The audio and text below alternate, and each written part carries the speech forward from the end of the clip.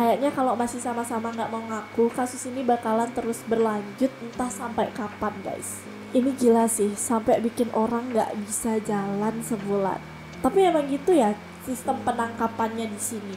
Seserem itu, harus dianiaya dulu baru ditangkap gitu ya. Guys, makin yakin kalau ada yang nggak beres dalam penyidikan kasus Vina Cirebon. Karena baru aja nih ya terbongkar kekejaman di balik penyidikan kasus ini guys. Hello everyone, welcome back to the project. Seperti biasa kita akan membahas apa yang lagi viral di media sosial. Kali ini kita kembali membahas penyidikan kasus Vina Cirebon guys. Memang sudah berulang kali dibahas dan terlihat sangat panjang sekali ya alurnya. Tapi kembali bermunculan petunjuk-petunjuk baru di mana kekejaman tim penyidik kasus ini mulai terungkap ke publik guys. Kalian masih ingat kan tentang kabar kejanggalan pada Ibtu Rudiana? Kita juga udah sempat bahas di video sebelumnya. Nah, jadi Ibtu Rudiana ini diduga seolah-olah menutup-nutupi sesuatu guys. Karena selama penyidikan kasus Vina ini berlangsung, Ibtu Rudiana itu tampak jarang muncul ke publik, apalagi memberikan klarifikasi guys. Bahkan saat tim media mengunjungi kediamannya Ibtu Rudiana ini, tampak seperti tidak ada aktivitas. Dan setelah itu kecurigaan publik semakin menjadi-jadi. Akhirnya mulailah itu mencari tahu, banyak banget yang mempertanyakan gimana sih kinerja tim penyidik dan Ibtu Rudiana. Kok dibiarin ya kasus ini lama gak kelar-kelar, terus juga salah tangkep mulu kerjaannya. Kenapa sampai salah tangkep? Itu udah janggal banget ya tim penyidiknya. Dan salah tangkap itulah yang membuat kasus ini gak selesai-selesai, muter-muter jadinya guys alurnya. Dan juga kasus ini banyak sekali ada kejanggalan yang ditemukan, terutama pada tim penyidiknya yang membuat warganet itu penasaran guys. Ini tim penyidiknya agak lain, kerjanya udah bener atau gimana ya? Soalnya ada isu guys, tim penyidik pada saat menangkap terpidana itu, terpidananya disiksa dulu baru ditangkap guys. Bahkan ada yang bilang nangkepnya tanpa surat.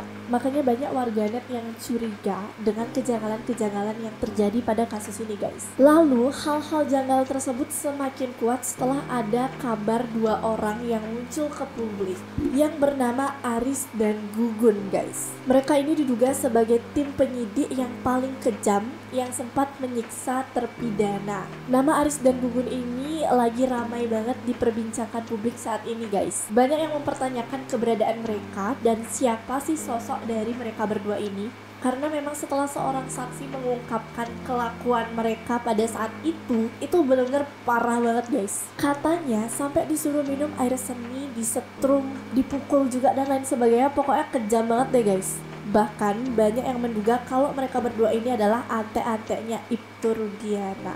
Kalian bayangin gak sih guys, kalau orang yang salah tangkap dipaksa untuk mengakui mereka terlibat dalam kasus itu, terus diperlakukan seperti itu cara menangkapnya. Wah, aku gak bisa ngebayangin ya betapa sakit dan kecewanya jadi orang itu.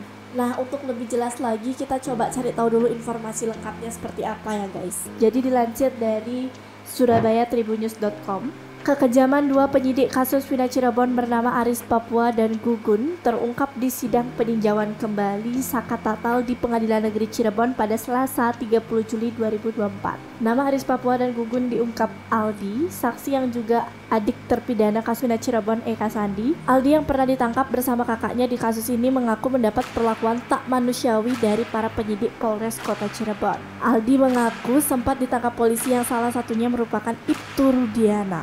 Aldi mengaku dirinya langsung ditangkap tanpa adanya surat penangkapan ataupun penyelidikan. Aldi mengatakan dirinya mendapatkan penyiksaan dari polisi hampir 6 jam. Ada yang diinjak, ada yang dibalsem muka tuh, ada yang mata dibalsem, semuanya dibalsem. Jadi mata nggak bisa ngelihat, polisi ganti shift, semua mukul, jawab Aldi. Parahnya, penyiksaan yang dilakukan polisi membuat Aldi sakit selama 1 bulan lamanya. Kondisi Aldi baru benar-benar pulih setelah 1 bulan. Ruang sidang kembali banjir air mata ketika Aldi bercerita dipaksa minum air seni. Tak hanya itu, mereka juga diancam akan ditembak mati.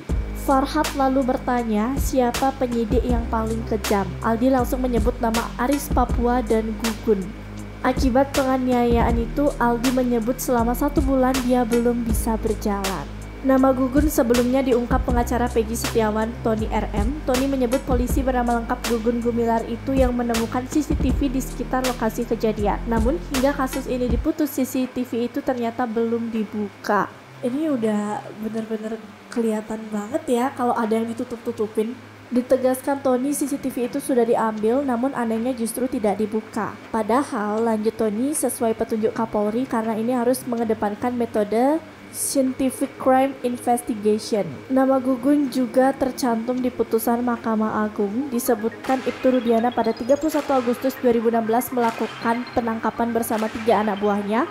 Mereka adalah Bribka Dodi Irwanto, Bribka Gugun Gumilar, dan Brigadir Andi Safrudin. Pada kesaksiannya di pengadilan, Bribka Gugun mengaku melakukan penyelidikan hingga bertemu AEP dan DD yang merupakan pegawai cuci motor. Nah, jadi kurang lebih gitu guys informasinya. Kata saksinya, dia sampai nggak bisa jalan sebulan setelah dianiaya sama polisi guys. Aduh, seru banget ya ternyata. Kayaknya kalau masih sama-sama nggak mau ngaku, kasus ini bakalan terus berlanjut entah sampai kapan guys. Ini gila sih, sampai bikin orang nggak bisa jalan sebulan. Tapi emang gitu ya sistem penangkapannya di sini. Seseret itu harus dianiaya dulu baru ditangkap gitu ya. Dari informasi tadi sih seperti membongkar petunjuk-petunjuk baru dimana memang sesuai dugaan netizen ya guys.